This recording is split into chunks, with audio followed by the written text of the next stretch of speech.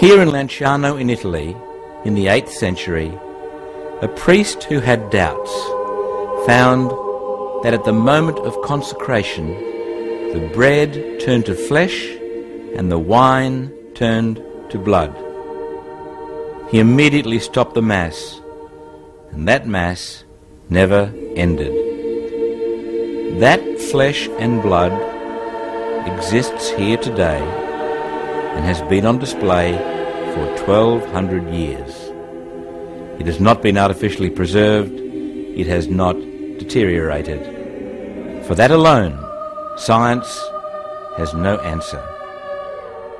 In 1970, Italian professor Edoardo Linoli, an expert in pathology, carried out the initial examination of the relics. He found that it was human flesh and blood. La carne come un frammento di carne e venne fuori che era miocardio. Quello è sicuramente miocardio, ha una struttura tipica del miocardio. Asked his personal reaction, Per qualche mese mi sembrava di camminare 30 centimetri più alto per strada, poi scesi giù. in giving the Church's imprimatur to Linoli's report, Archbishop Enzio D'Antonio said that science had given a certain, thorough response to the authenticity of the Eucharistic miracle of Lanciano.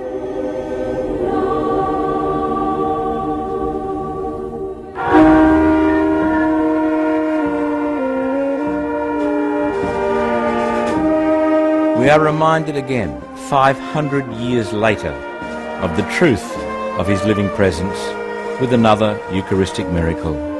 And every year, on the Feast of Corpus Christi, the people of Orvieto in Italy celebrate this miracle in procession. In the 13th century, another priest had doubts as he was consecrating the host. It began to bleed over his hands and onto the altar cloth. The people marched to the nearby town of Orvieto, where the current Pope was in residence, displaying the blood-stained cloth.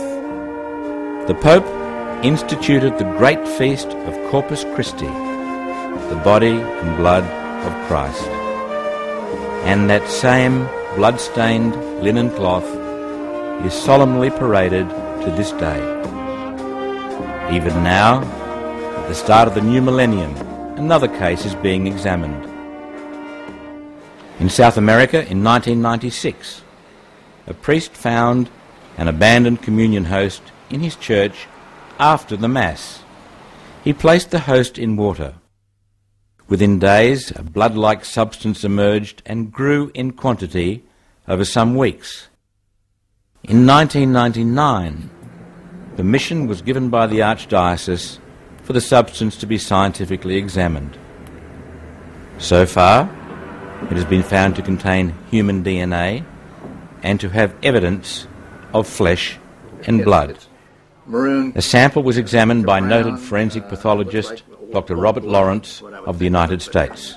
Mixed in it are these white cells, these little dots that you see. If this material had been placed directly into water after it was taken off a body, I would expect these cells to be dissolved.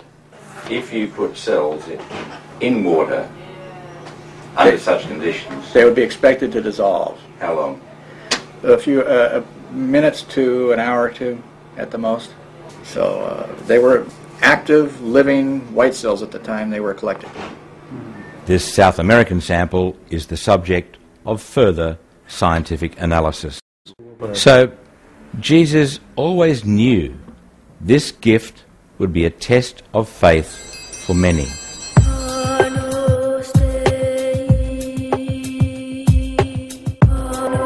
Let's now go back to where it started, the most important meal in history, the Last Supper.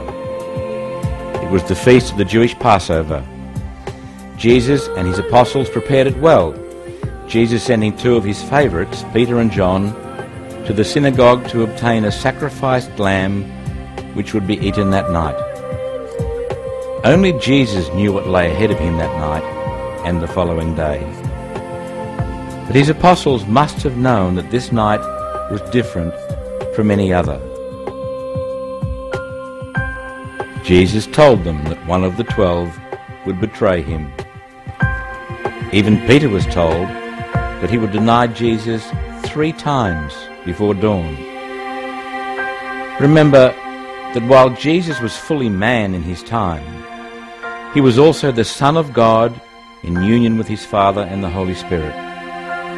So he knew what lay ahead of him that night and the following day, and as a man he suffered fear and anxiety as we would.